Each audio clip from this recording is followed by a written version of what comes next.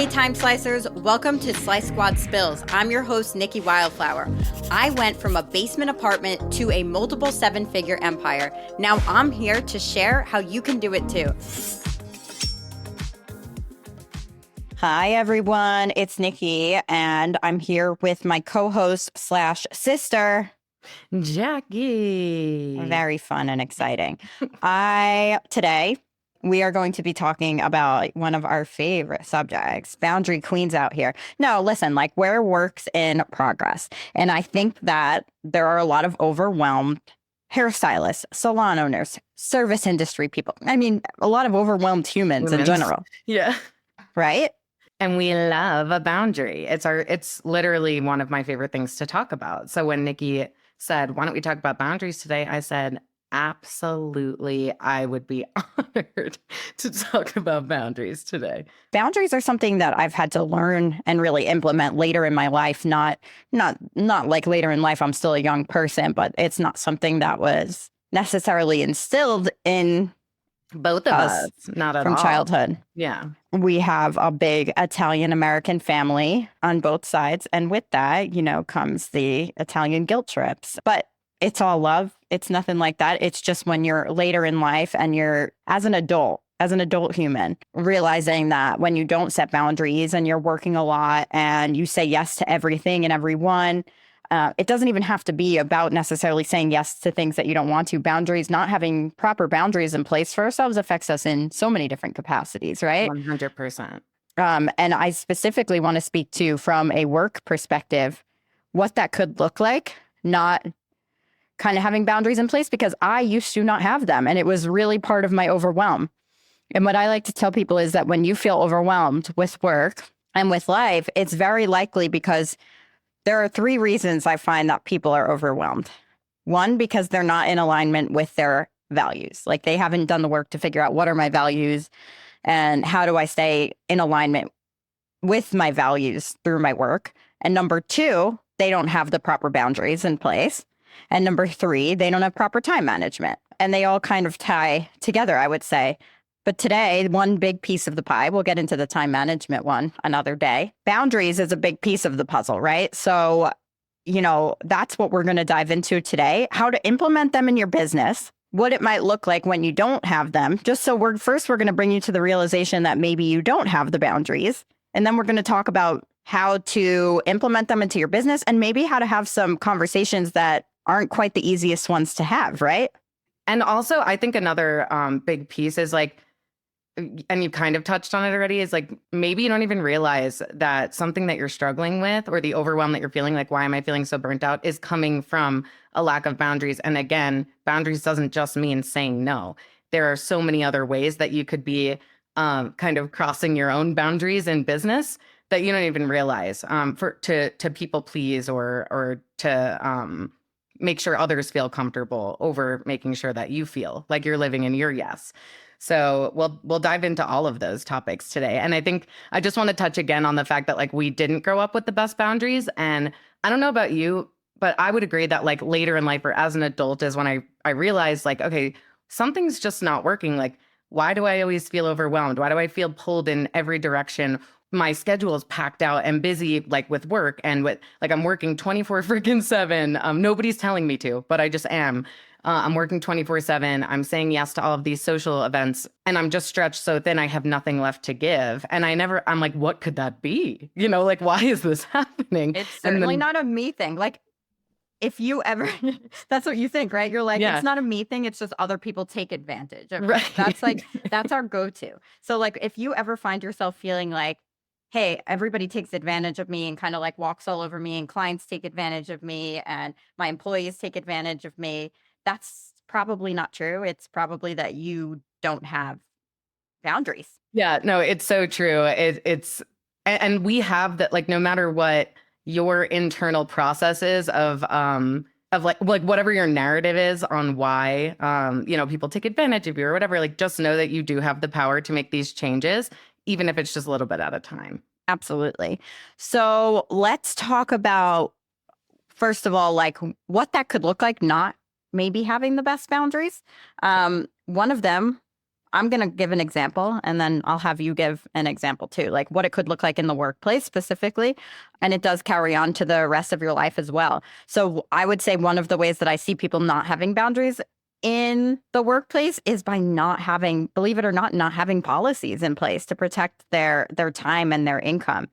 And I have had some of my posts on Instagram be controversial that in regard to cancellation policies, because mine are, I mean, they're just there. It's a boundary. You scheduled time with me. If you have to cancel on me last minute, listen, I get it, but I do need to make up for that time as a business person. So it's honoring myself to withhold those boundaries. And I feel like I had people accuse me of not having empathy. Do you think that's true of me, not that I'm not empathetic? Oh gosh, no, you're super empathetic. So why do people feel that if I need to implement a boundary in my business, that I lack empathy for doing so? Well, maybe they don't have policies in their own business and they should, reflect on that perspective. It's like, why does this offend me that Nikki Wildflower is implementing policies and speaking audaciously about them online, One of the pushbacks that I've gotten is, okay, but what if I need to reschedule on my client? And I'm like, that's not the same thing. As long as you communicate clearly what those policies are and they understand in advance. And I even have a stipulation that if once in a while, I do myself need to reschedule appointments. If that happens, I will get you in as soon as possible. I do not recommend taking off of work for an appointment with me. If you do, that is your decision, and I cannot guarantee that that appointment is going to happen because stuff does sometimes happen. But you are not losing income by coming in to see me. This is a luxury service. I am losing income when you cancel on me last minute. So it's not the same. You need to honor yourself, and that's one of the ways to do it. 100%. What are some other ways that people lack boundaries in the workplace? So I hear this all the time. So we often talk about emotional discounting, and I think it could look a number of ways. The most obvious, I think, emotional discounting circumstance that we see often is, well, this is my longtime client. They're very loyal to me. They drive from a far distance to come see me. I know that they're struggling financially in their personal life, or the holidays are coming up and I just don't want to charge them my full rate because I just really care about this person. That is an obvious I guess emotional discount. But another emotional discount is I've raised my prices across the board for my new guests, but my loyal longtime guests, I didn't raise theirs, or I raised them just 5%. They're not on par whatsoever with like your actual yes of what you want to make. And that is a form of emotional discounting as well. I mean, your clients very likely want you to succeed and see the value in your work, especially your loyal clients. And listen, sometimes it's not going to be in people's budgets if you change your prices. But again, how does it feel to work for a lower number all day with your original clients, and then work with new clients at a higher ticket all day and earn double the amount hourly? How does that feel for you? Does it feel like a yes when you're working 10, 12 hours behind the chair and making half the money? If it doesn't feel like a yes, because it probably doesn't, then you're pushing your own boundaries to make other people feel comfortable. Yep. Emotional discounting is a boundary violation to yourself. I was going to say another boundary violation. This one is really prevalent. So in the digital age, and when we are independent, a lot of our clients, think that they have access to us 24/7. And it's not that they actually think that. It's our responsibility. People can't read our minds, you guys. It's our responsibility to communicate with our clients what is and what is not within our boundaries, right? So that being said, I do not answer my clients outside of working hours. I set apart time, and this goes for both my consulting clients and my hair clients. I am not available 24/7. I'm not available 5/7, 5/24, 24, whatever. I don't know what I'm trying to say, okay? It doesn't make sense, but you get what I'm saying. I'm not available 5 hours of the day to just answer people. I'm available 1 hour of the day to answer people, just one. And when I communicate with people, I may not answer you outside of this hour, or I probably won't answer you outside of this hour. Hey, that's cool. I'm doing myself a solid. I'm honoring myself by doing that. And I'm honoring my boundaries by doing that. Treat your texts like an email. If clients need to text with you for whatever reason, a lot of this could be salvaged just by doing online booking rather than doing that intake yourself. But if you do need to or want to communicate with clients via phone or DM, set time apart for yourself where you answer that. And don't do it outside of that time. Honor yourself. Answering client inquiries and text messages about rescheduling and all of that, that's a part of your job. So as a business owner, you can look at, if you do work behind the chair, you can look at your behind the chair or in any service industry, you can look at that time spent actually physically doing the work as your job, as a part of your job description, a major part of it. And then the administrative work that you do as a business owner is also a part of your job. So schedule it, schedule yourself time to do that so that you aren't 24 hours available, because that is not going to very likely make you feel very good or taken care of. And that's not your, it's nobody's yes to be available 24/7. I would say I agree with that. I would say part of streamlining your business, what we help people with, is actually having the proper time management and implementing. These are hours where I'm working on this, and I'm not working on this outside of that hour. Mm-hmm. Period. Yep. And when you have that focused time to do something, you do it a lot more efficiently. And you don't think about it outside of that time because you know that you have the time to do it. Yep. And it just takes a whole load of pressure off of you anyway. So it kind of like brought up another boundary cross that I don't think people see as a boundary cross. When a client is, a loyal client needs to reschedule, and maybe you're traveling, or it's the only times they're available as soon as possible because they want their hair done as soon as possible, are days that you're off. Saying yes to work on a day that you're scheduled to be off is a cross of boundaries for yourself, right? Like, and we see it all the time. I talk to so many clients in Slice Squad Consulting that are working on they're like, I'm so overwhelmed. I can't make the time for the administrative work, because my clients keep needing to reschedule and I'm working on the Thursday that I'm not normally working. And I'm like, why? Why are you saying yes? It's a luxury service. You're providing a service on scheduled days. You don't have to. You can if you really want to. If it feels like a yes, go for it. But if you don't want to innately go and work on your day off, you really don't have to say yes for that. You don't have to say yes to anything. You have to say yes. You have to say yes to yourself. The other thing is that a lot of times I find that people, they don't make time for the administrative work because they're not honoring their time in general. Like they're letting people cross over their boundaries and they're not honoring themselves by actually blocking off the proper time to do it. Nothing should feel overwhelming if you do that. It's true. And stick with it. Yeah.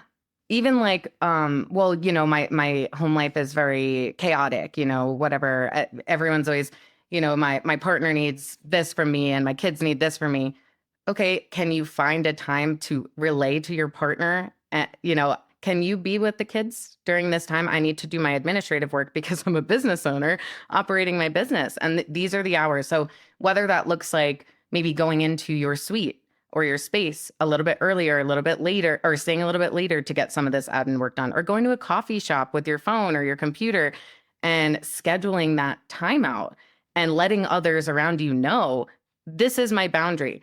This is the time that I need to focus on my work, is so empowering. And again, it's stepping into your yes and following your own yes and what works for you and what's in line with your values and your growth in your business. Yeah. And again, like we start holding resentments and when we don't communicate those boundaries to people, like they're supposed to read our mind and they won't and they can't and they will drop the ball every single time and it's not fair to them.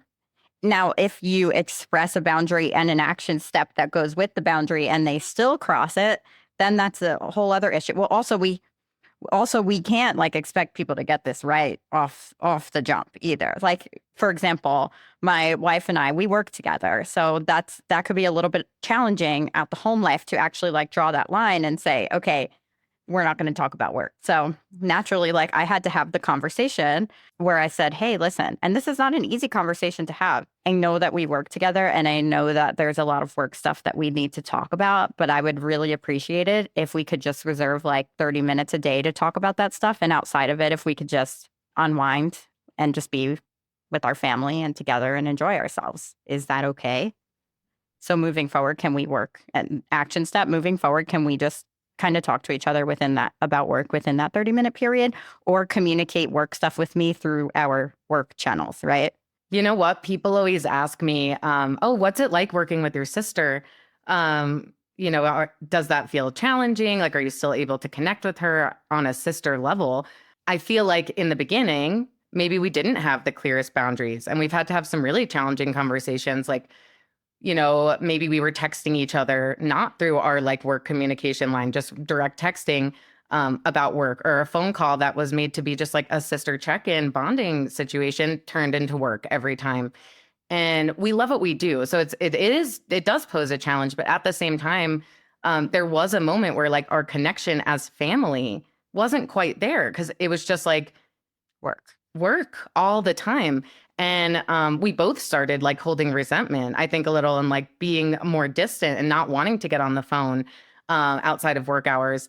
And we had to, one of us was like, is everything all right?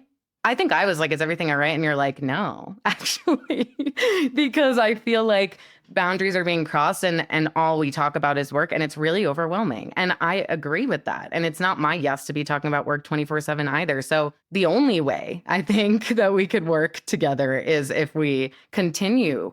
And that's the other thing. So again, some people, if you haven't had boundaries forever and then you start implementing them, some people that are very close to you may try to cross them. And that's human nature. That's normal. Like my mom, our mom, I love her, but she, she listens to this podcast, right? I know. It's okay. I love her. She's great. I've put boundaries in place like multiple times before about like certain topics that I don't really feel comfortable talking about or something like that. And she, crossed them again and again. I'm like, okay, let me say it a little bit more directly. I can't talk about this anymore. So sometimes it does have to look like that. And you have to stand strong in your yes of like, that conversation doesn't work for me. Or talking in this way during this time doesn't work for me. And I need to repeat myself so that it's very clear to the people around me that that's my boundary. And not give up. It's like consistency with marketing, consistency with your boundaries. Don't give up if someone crosses it one time. Nikki and I have had boundary conversations more than once, difficult conversations, because we kept stepping over each other's. And you know what? It's because we grew up without them, and that's okay. But we're in it to like continue to learn and grow and get better. Yeah. I think that like one of the major ways that I crossed Jackie's boundaries was when she moved to Colorado. And like, I didn't even realize I was doing it. I would almost be like, I didn't want her to go. So like, I would almost like try to like manipulate her into not moving. You're like, there's volcanoes that might erupt one day and like take out everyone in Colorado. Like, whoa. I'm like, honestly, it's not that safe great. out there. It's not safe. Things get weird there. And I didn't want her to go. And I, at that point in my life, really didn't have any boundaries in place or even know what it looked like to cross those on people. So, and I still do, like, I'm not perfect. But one thing that like I try to instill in myself and in my team is that like, also, when we start doing things for people or saying yes when we want to say no and not empowering them to take the steps to do things ourselves, including clients, including consulting clients, I could go and I could create something for somebody in 2 seconds and input it into their website and do it for them. And it is a violation of my boundaries and it's a violation of our contract. My job is to give you the tools to do this yourself. My job is to give you actionable advice and to give you the steps and the tools and then for you to implement them. And I'm doing you a huge disservice and myself when I do it for you. Mm-hmm. Because you're not learning. No, and you're never going to be able to do it on your own. Yeah. So I completely And you're going to suck. You're going to suck at it. And that's okay. Like you have to suck at stuff before you get good at it. So that's one of the things that I'm like, you don't have to be available for clients 24/7. You don't have to do things that are outside of your scope of work. That even includes thinking that you're some kind of not just with consulting clients, but with our clients behind the chair. I have so often heard like, oh, we're therapists. No, we're not. Oh my gosh. This is another one that I wanted to bring up. The like boundaries in conversations that you're hosting and being and allowing in your space. You're not if you're not a therapist and you're not, and even if you are, you double as a hairstylist and a therapist, you're both. If they're booked in for a full color transformation, you don't have to give them therapy. You know? No. I mean, you're a massage therapist. If I'm not booked in for a massage with you, you're not giving me a massage. People really try to break that boundary all the time. Well, they do it with hairstylists too. Like they're like, okay, can I just come over after work? I'm a no for that. Like No. I say no, unless you had something catastrophic happen in your life and you need, and I feel like it's like the best way I can support you, and that is within my scope. I will do it. But no, I'm not going. You're not coming over after work. And guess what? I am not a therapist. I'm not a trained therapist, and you're not here for therapy. I mean, listen, I can practice active listening all day long, but I'm not going to let people dump on me because that's not really fair for me to go home drained because somebody dumped all of their emotional trauma on me. So instead of properly resourcing themselves to a therapist, I'm not a therapist. I'm not trained to be. So it would be doing them a disservice, even if I tried to be that to them. 100%. I think overarchingly, it's clear that when you are breaking your own boundaries or stepping outside of your boundaries, that the innate way that you're going to be feeling is drained, burnt out, tired, like you're not filling your own cup.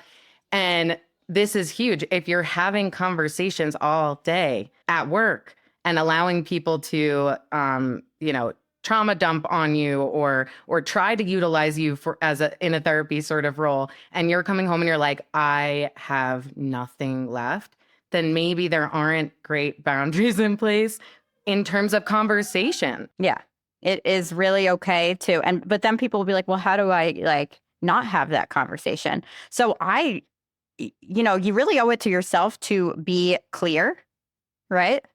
With people. Clear is kind. Clear is kind. Brene Brown, she said it, and she is incredible. It's okay to be like, hey, listen, that sounds really difficult, what you're going through. Approach that with empathy and understanding. I'm really sorry that you're going through that. That sounds really, really hard. So today and then I just circle it back. Today, we're going to focus on making you feel incredible on the outside. Right? We're going to do a beautiful transformation for you. And I just completely shift the conversation. It's even okay. So some people feel like they have to talk to their client while they're doing hair and then get so distracted. It's okay for like sometimes when I'm going to mix a client's or like before we even get to like sit down and regroup, they start like onto me. And I'm like, hey, listen, I'm really excited to hear about your vacation. But for the sake of my time and your time, I'm going to step away and mix your color for a little while.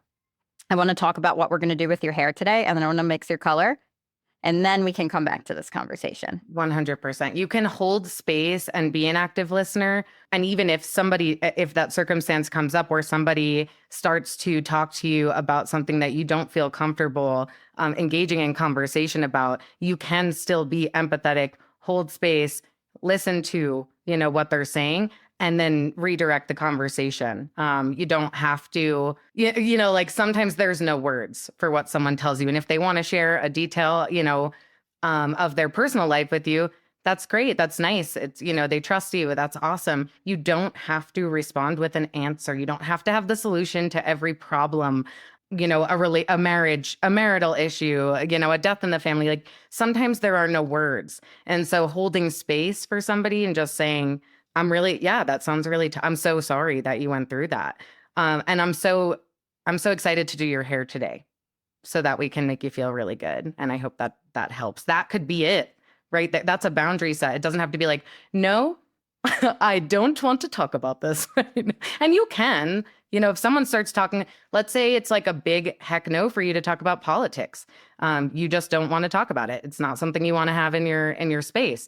You can just say, actually, you know what? I don't feel comfortable having this conversation here. I do it all the time because I'm not comfortable having that conversation. And I don't think that it's a productive one. So, I mean, if we're on opposing field in that regard. Well, like I think regardless, it's like not necessarily the most appropriate Not the place thing for to it. talk about. I understand. I understand. Well, I think when you're in your own private space, like Yeah. things are a little different. I think when you're in a salon with people, Oh yeah. you really just don't go there. Just don't go there. It's not a professional conversation. Really, even if you are in your own space, it's really not a professional conversation. Where is it even gonna go? You know? Where's it gonna go? But it's not gonna go anywhere good. I can tell you that. But the other thing is, like, a lot of people can't really focus on the hair when they're having conversations. Like, some people cannot do both at the same time, and it really affects their timing and stuff like that. So, like, they'll like literally have to stop to have the conversation and then start again. So they're like, well, how do I tell my clients that, like, I don't want to talk while I'm doing their hair? I'm like, you literally tell them. You just tell them. You say, hey, listen, I'm really excited to catch up with you during your processing time. For the sake of your hair, I really require full focus during the appointment, so I'm going to be pretty quiet if that's okay. It's the same thing with not even if that's okay. So I'm going to be pretty quiet. Period. Yeah. You don't ask if it's okay. No, it's the same thing with the massage sometimes. And like, I'm cool if like someone wants to have a conversation, you know, but I will tell them. I'm happy to talk to you. Just so you know, sometimes I do get a little bit distracted through conversation. Like, I'm Italian. I talk with my freaking hands. I'm animated. Sometimes I do get a little distracted. So, I would love to give you the best session. So, like, if you want to talk, we can talk. But I may not be as good of a massage. Okay. Well, you said something that sparked a thought. Oh, you can just say, like, concisely, we're not gonna talk during this process of me foiling because it just doesn't work for me. I want to tap into a little bit like the over explaining that comes with like brand new boundary setting. Like, okay, I want to give an example because I found myself back in the fall. No, it's the fall right now. Back in the spring, I did this. So I raised my prices and I got very nervous about raising my prices. I think it's normal. I love my clients. I had the whole entire narrative that everybody has. We see it all the time. I love my clients. I feel bad. Is it end of the economy? The whole damn thing. I did the whole thing. And I found myself when my client, so I sent out an email in advance saying these are going, and I gave notice, these are going to be my new prices. I made sure everyone read the email, but then still when it came to checking my guests out, I'm like, and my clients are great. They're loyal. They love me. They didn't even, none of them responded to the email in a negative way. No one even responded at all, right? They all saw it and they were like, chill, cool. But still, Miss Jackie with her imperfect boundary setting that I'm still working on, right? Was like, okay, did you happen to see my email about my new prices? Like, you know, I just want to let you know, like the way that I went on and on. The way that I raised my prices was so that, you know, gratuity is optional. And my clients are like, what?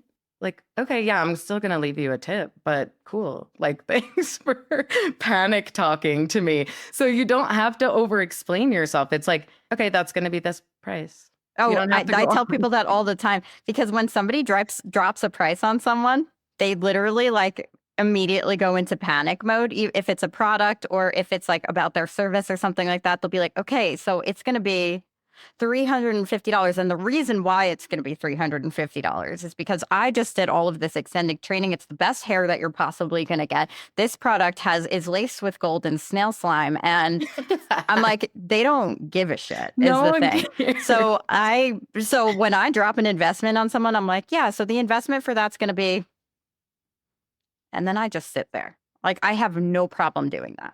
I will just sit there until they say something. You don't have to over explain. And if they're like, wow, that's too much for me, I'm like, I understand. Is there a way that we can make this work for you? Like either with a smaller package or a payment plan, as long as that's within like the realm of what I can do for them. And if not, I'm not going to give you a discount because you can't afford it. I will work with you to try to find a smaller package or a payment plan. Not everybody is going to be able to afford my services. And I understand that. Here's what's possible. Yeah. Here's what is possible. Here's what's not. 100%. So, you know, there are other like resources. If people cannot afford my services, listen, I get it. There are other resources for them out there that maybe aren't as good. I'm kidding. there, Nice. there are other resources out there for people, that aren't at the same price point. And there are other ways that somebody could learn. My prices are based on demand and the value that I bring to the table, and I don't need to explain that to people. The same with my hair services. I understand that like I'm on the upper echelon of what people charge in this industry, and the reason for that is the value that I bring, my timing, and the demand. My timing being fast, that's actually more value, by the way. Throw that in. Just had to time slice myself in there. So yeah, you honor yourself when you start setting boundaries and taking them seriously and having those uncomfortable conversations. Because I would say that is one of so many people think like, okay, my timing is the main issue. This is the main issue. That's the main issue. The overwhelm is the main issue. My clients are the main issue. No, your boundaries are the main issue, Mm-hmm. babe. Are you, what's another one that I see all the time? People being like so booked, so overwhelmingly booked where they can't fit in their new guests that are like ideal clients. They have their ideal clients wanting to work with them and they don't have the space. And it's like, okay, are all of your current clients like your yes clients? And they're like, oh no, not at all. I would say maybe 70% of them are. It's like, and when's the last time you raised your prices? and like, have you considered just resourcing the people that aren't your yes, that you're working with to somebody else? Yeah. There was a point in time where I stopped doing literally like gray coverage, standalone gray coverage appointments, standalone haircuts. I stopped. And at this point in my life, in my career, like I say no when I want to say no for the most part. There are still areas where I would say the main thing with my consulting clients where like I cross my own boundaries sometimes, or with employees when it comes to work that I should be delegating that I'm not, because I'm just like, oh, it's easier if I just do it myself than explain it to them. And then they don't learn how to do it. And then over time, you become frustrated because you're doing I become frustrated every time. But they can't read my mind. So yeah that's a me thing. Anyway, it's never you, Michelle, by the way. You're never the problem. What about me? Yeah, hello? No, you either. No, nobody's really like, we do every once in a while, you get a client who like really expects you to do everything for them. And like, no, I have to empower you to do this yourself. Right. Like I'm going to hold you accountable. Yeah. Like I can do it and record a loom and like show you exactly the process of what I'm doing. But I will not go on your Instagram and do it for you. No, I'm not logging into your account and doing it for you.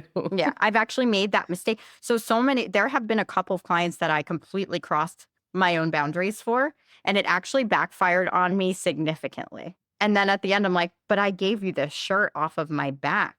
It's like, okay, that was on you though. And then I'm like, why was I just not their consultant and I was their personal assistant? Like, how did that happen? Why I bamboozled myself into that, Right. So it's really important that you withhold those and you figure out like what is in your realm, what is in your scope of work, what you do want to say yes and no to. Figure out what that looks like. When are your hours that you're working and when are your hours that you're absolutely effing not? Like my entire team knows that if you text me between the hours of 4 and 7, not answering. I'm not answering. And don't really text it, just like don't. Like don't text me. Slack. And I'm gonna put on my at this point in my life, I'm gonna put on my away message as soon as 4 o'clock hits, and I am not gonna answer. Yeah. Sometimes I do. And then I always get mad at myself. I'm like, what are you doing? That could have waited. When I send you so I, of course, like having ADHD, I'm working always during those hours that she is not. Different time zones.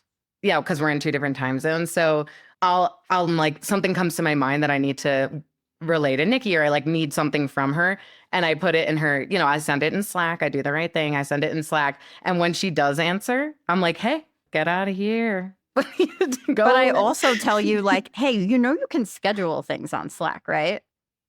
Oh, I know. But you know what? Sometimes I just got to click the sendo. You can just hold the sendo and then click schedule. Okay, but you can honor your do not disturb that you put on. How about that? Well, maybe I can't. Okay. Sounds like a personal problem.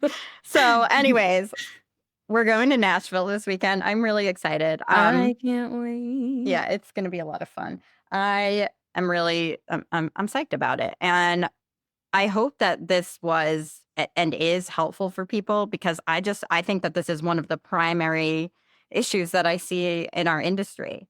And I find that when I post on social media, the last thing people want to hear about is like mindset and like yeah, they're like, just show me how to do the effing time slicing techniques, Nikki.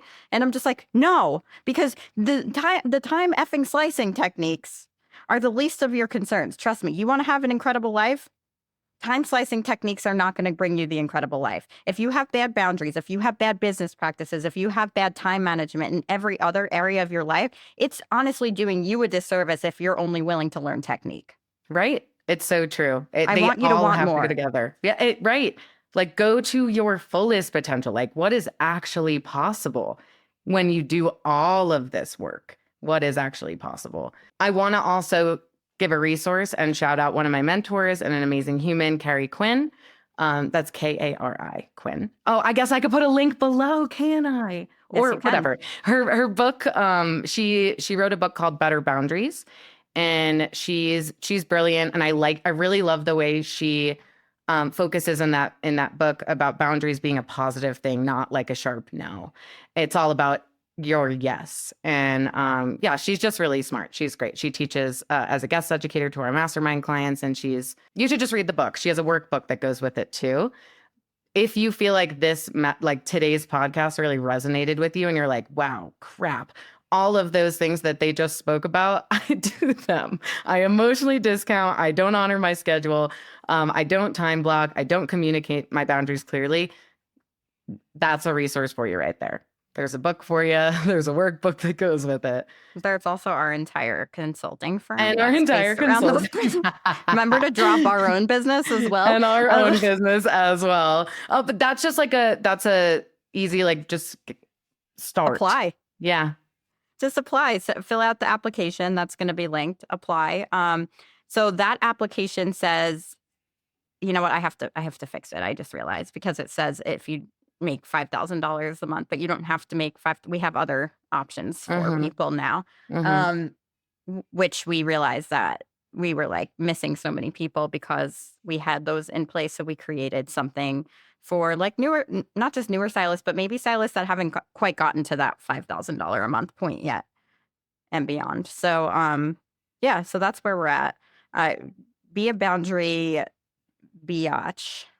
Be a boundary human and enjoy it. And I think just the awareness around it, like, recognize, okay, you know what? I set a boundary today for the first time in this area. And what does that feel like? Probably feels pretty freaking good. Good. And also weird and uncomfortable. And it's good.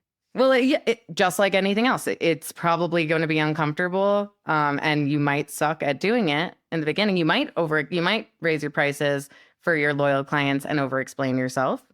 You probably will. I did it too, and I preach boundaries. I did it too, and you can reflect on that situation. All right, I over-explain myself. How silly of me. Next time I set a boundary, I will not be over-explaining myself. And once you get there, it feels freaking amazing. And you're living in your yes with the time delegated in the ways that you like it to be set. Like, I'm really good at saying no to things that I don't want to do in my personal life. You've got to admit that. Oh my gosh. I mean, it's almost upsetting, but no, like, you cannot pressure me. I tell Jackie all the time, like, you cannot lame shame me into doing something that I don't want to do. It's impossible. Like, she used to be like, oh yeah, you don't want to go out tonight? And I'm like, no. I would literally I would love to just like read a book on my couch, to be honest with you. Or like just have people over and sit around a fire or something like that. I don't want to go to the bar. I don't. Yeah. And so I say no when I want to say no. You know, I used to never get that because I like always considered myself so extroverted and I want to be out and I want to be around other people. And I think like we have a 6-year age difference between us and I'm younger. So I think now that I'm getting, you know, now that I'm 30, I'm starting to feel like, no, I don't want to go to the bar at all either. So I'm starting to really get it. But back then I'm like, I don't get it. I knew that you would get that eventually, but you never want to be that sister that's like, just wait till you grow up. Yeah, just wait till you're 30. Just just wait. Like, I hate when people do that when it comes to like, oh, just wait until you're older, you'll want to have kids. And I'm like, bitch, maybe no, I won't.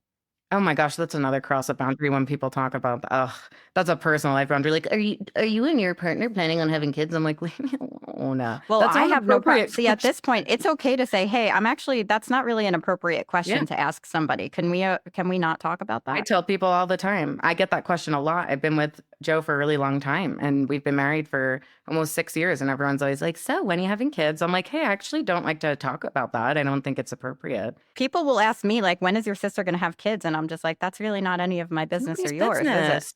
I'm like, Because I don't know. what if? I'm just like, it's none of my business if or when she will. Right. Because you know what? You don't know like what people are dealing with. Like, what if I'm having infertility issues? Then how good would that feel for me to have to explain that, or to Nikki to have to explain that to someone? It wouldn't feel very good because it's nobody's business unless I want it to be, you know? One time I So made somebody really like awkward. So I was like I was in my 30s, and I think I was like 33 at the time. And this lady I did not know for the life of me was just like, we just like bumped into, we were talking, and she's like, do you have kids? And I was like, no, I don't have kids. And she's like, well, you're too young yet. I was like, actually, no, at the age that I'm at, my eggs are dying off by the drove. But I'm like, so I'm not too young. I just don't have want them. them right now, or don't have them, or Well, I didn't again, like, explain. I was like, I just don't have any. yeah, I'm it's not too just, young. I just don't have any. That's not appropriate. Okay. oh Like, my gosh. It's just, people will it's, be like, so which one of you is even like in gay relationships, people cross that line all the time. They're just like, so which one of you is the man? And I'm like, neither, because and I'm like, so maybe we don't use that.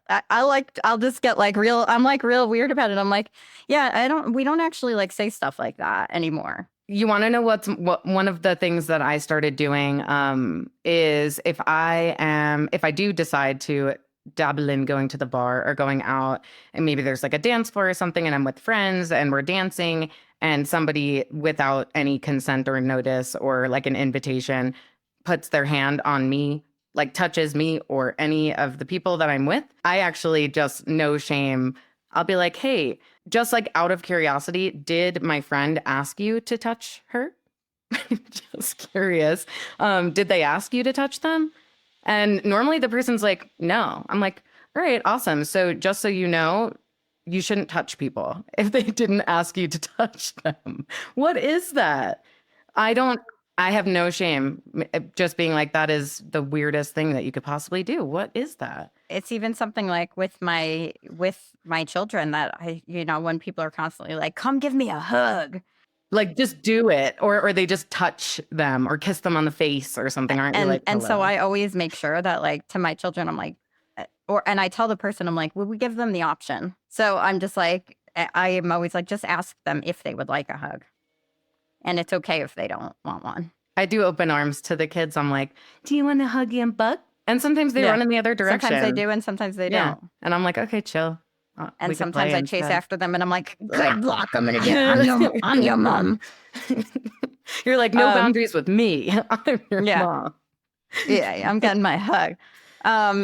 But yeah, no, that's just something that you realize that you need to instill within your children for their well-being, to have boundaries when it comes to like consent, when it comes to their bodies, when it comes to, I mean, I don't even like, and I know some people be like, oh, she's so crazy with her boundaries. I don't really care. Like, you're not going to force my kid to eat something that they don't want to eat, or tell them that they have to finish their plate. That's personally, like, that's not how I parent. So that's not appropriate. So yeah, just stuff like that. It just like spills into every area of your life. And I promise you, when you figure this out, and as you figure this out and you consistently grow, because you're not going to get it right. I still don't have it right all the time. No way. It's a growth process.